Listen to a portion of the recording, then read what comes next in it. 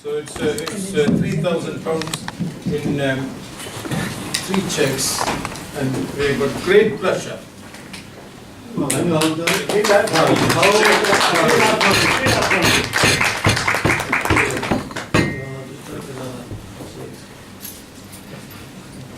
Thank you. Thank you very much.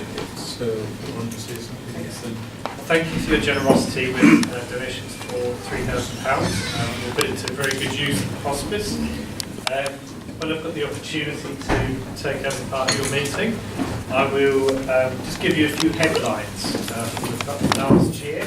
I was here with Anne Brown last year, and she gave me quite a comprehensive talk on the hospice, its history, its operation. Since last year, Orange Line. I've had a couple of people ask me about it. Orange Line service for those who are isolated or suffer bereavement, and they don't have to be connected to hospice. They can be people that are in the community who hear about it. They can call up. We are doing some outreach with those people, which is further development of the service. And the good news about that is run by lottery grant. That's an additional service. We received £300,000 to set it up and to run for 3 years. So that's one bit of good news. As an extension to that, we are now servicing youth. And that is a group of people aged between 13 and 19 years old who have potentially life-limiting illnesses. So we have a club, we take them out places. We've got a group of volunteers that come up who specialise with that age group who are running that for us. One of the things they do is pizza nights for those who like eating pizza, but they have supporters who pay for that as well. So some of my community supporters provide donations to keep that running. That's fully funded for 3 years, and that's through a grants trust. Good news today, just on grants funding, we've received £15,000 from the BBC, and that's going to go towards some of our child bereavement counselling services. Redbridge, does anyone know what services we've provided in Redbridge in the past? Right, so up until last year, we didn't serve the community of Redbridge for outpatient services. It was out to the NHS and Macmillan in some shape or form. This year, we've started with a full service, so we're now running hospice at home in Redbridge. Orange Line and all our other services are available to everybody living in the borough of Redbridge, and that is funded fully for 3 years as well to settle up and embed part of the hospice environment that we're part of. We've always had the inpatient unit for day therapy. We've always serviced it. We're doing the full lot now. So it's in transition between Macmillan, NHS, and it's going to be all coming over to hospice. That should be complete by about September this year. Obviously, all of that can't be done without the generosity of people like yourselves at the community. A community can be quite wide. In my field work, which has the community partnerships manager, I look after small businesses, individuals. We have a corporate element to the community. We also have the events, so those who run the marathon for us, or those that go and do mud races like myself at the weekends, or anybody. The amount of money that we get in from that, all told for our directorate fundraising, we've got to raise just over £2 million a year. Collectively, we need £8 million, so every little helps, and £3,000 goes a long way as an individual donation to make that happen. We've also, as an extension, don't forget, we partnered up with the Toby Carvery in Brentwood, and we're running a cancer survivors group. That's open to anybody. They don't have to be of any connection to the hospice. That's one thing that's been instigated actually by Brentwood Rotary. One of the members there acquired that for us. So we run that in conjunction with them, and that's been a really positive thing.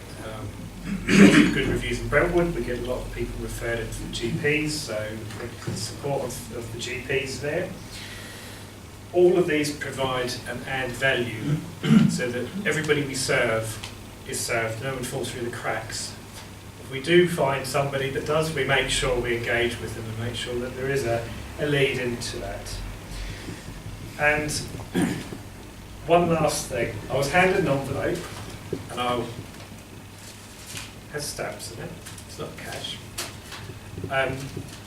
We sell these to Health Funds Provision, and last year from one of our supporters we raised £39,000. So there's a lot of money in it. So what their process is, they sort through it, they sell all the common everyday stamps, they sell them in per kilo, they get about £4, they send them abroad to collectors, and they find some gems in there and they sell them. The same we do with we use foreign currency coins that you can't change up. So what, as a general appeal, if anybody does have stamps and wants to donate them to us, we send them to the Smiths and Ingatestone, and they help support us with that. And that 39 is just one supporter. We have another in Surrey, so completely out of our catchment, that raised over 4 years £50,000. So it's a big contributor to our budgets. Some financials for you, seeing we're talking of money. Last year we exceeded our expected income budget by £700,000. So we budgeted for 7.5 million, we actually got an 8.2 million. So we will put it in our reserves, ready for when we extend and to do other projects in the hospice. So thank you very much for being part of that. And my last piece that I'd like to mention is you've been a supporter for a long while and you've raised a lot of money. So there's a figure floating around the room earlier today, £98,007. So with donation today of £3,000, that makes it £101,007. So well done, thank you for that, and look forward to working with you and partnering with you for the future.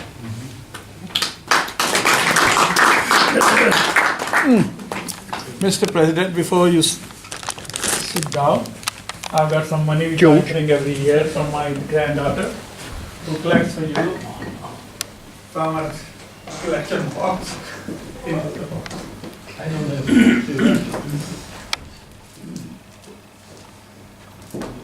The line behind with it. Oh, that one. We come a little bit closer.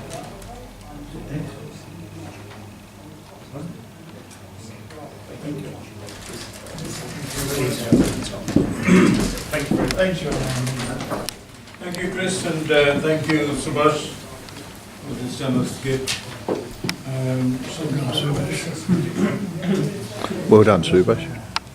Yes, I think I think we'll go for the business meeting now. So I will ask Brian to Thank you, Mr. President. take over. Apologies to Chris about this. That's a 6-year-old business, but I'm sure those people are going to get.